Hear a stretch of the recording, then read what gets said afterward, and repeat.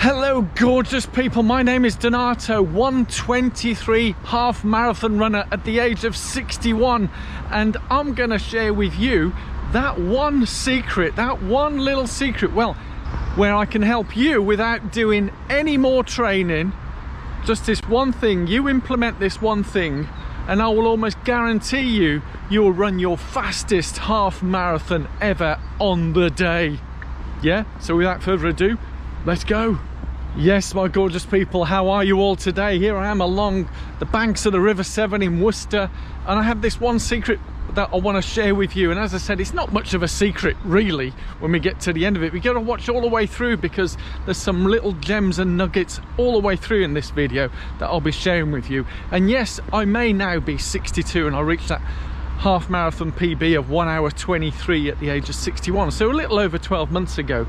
But I believe that by implementing this, I think it will help many of you. And the reason why I'm sharing this with you right now is because not far from here was the Worcester City half marathon the other week, and often happens as I'm out and about around Worcester, people bump into me and recognize me from the old YouTubes. Yes, I'm talking about you, and come up and say hello, we have a chat. But I was stopped at a local supermarket. Yes, this supermarket. Yeah, that's right, that one.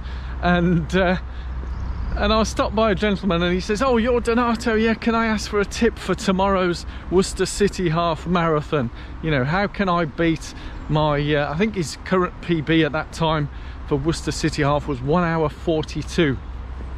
So I shared with him this one tip and he implemented that, as far as I know, because the following day he ran 1:37, so he took 5 whole minutes off his half marathon PB on that course of 1:42 down to 1:37. So I know you're going to want to know, what is this one secret? Yeah, and as I said, it doesn't involve any more training or anything like that. So because the training that you do, what you're training for in terms of your half marathon, your level of fitness, that's, I'm not going to change that the day before a half marathon, am I? Now, what kind of a secret do we have? What can we share? Well, as I mentioned, it's not a secret. You can get it in all the books. And for me, when I ran that 1:23, I had a coach at a time and he shared this with me, and that's what helped me. So what I'm going to go through is nothing new. It's not rocket science, yeah? Because a lot of things in running, there is nothing new to do. They might coat it with new names, new foibles and all that type of stuff, but you know what? It's all about how you run on the day. It's a bit like when you want to cross the river. Here we are coming on the bridge. There's a number of ways you can cross a river.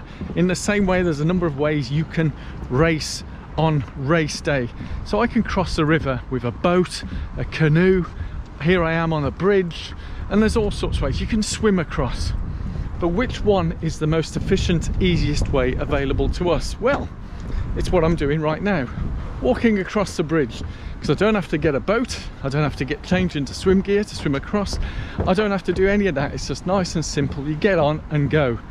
And it's the same with what I'm going to share with you, this strategy of how to get the best half marathon time for you. Yes, we're now coming almost a full circle, and I know you're busting to know, because a lot of you on the social media ask me, what is this secret? What is that one secret? Well, what can I show the day before a race?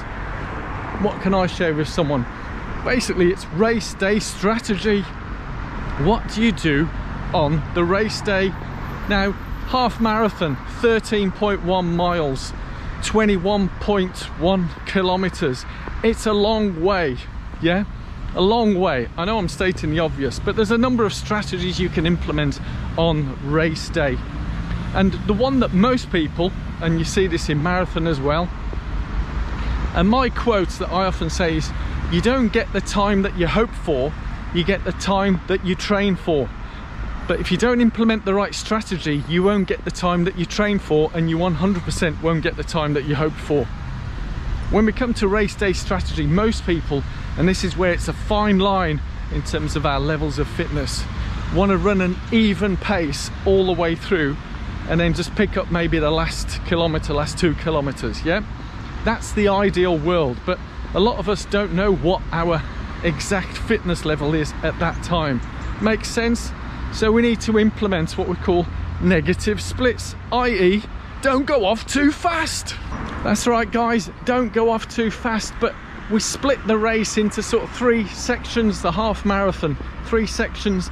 The first part, the middle part, and then what I would call the hard part, yeah, towards the end. So the first part, we should be going off nice and easy. How easy?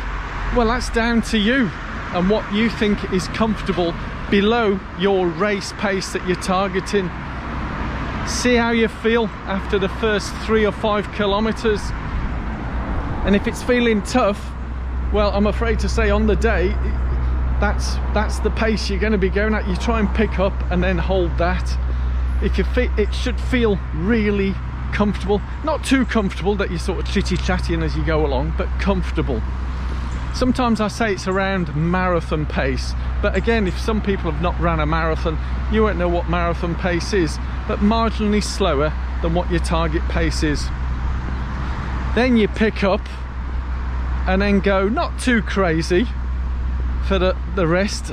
And this is where I would say the hard bit, the third part, is where you go as fast as you can for the last section of the race. And that, my friends, is the secret. Negative splits, as I say, it's not a secret. Most top athletes do that. Most people that get PBs, when I ran that 1:23, that's exactly what I implemented. Whilst I may have slowed down in the last sort of 800 meters where I really emptied the tank, shall we say, it's one of those things where it does work, and it works for most people. I'd love to hear from you in the comments below. Have you used this strategy? Have you gone the all guns blazing, all in, rolling the dice and banking the time in the early parts of the race, only to find that in the second half completely fall apart and lose lots of time? The PBs are made in the last section of the race, not the first part. That's how it is. Apologies if it sounds the hard truth, as some videos call it. Yeah, it's the truth. So let's take it on the chin and just go with it. So hopefully this video's helped you in some way. Be sure to give this video a thumbs up, subscribe and hit that alarm bell, and I'll be sharing with you some more golden nuggets on how to improve your race times, maybe with or without training. But for me right now, I could see the Church of the Runners, and that is calling out for me for maybe a quick coffee here this morning and get the day going. So thank you so much for watching. Love you all. Bye bye bye.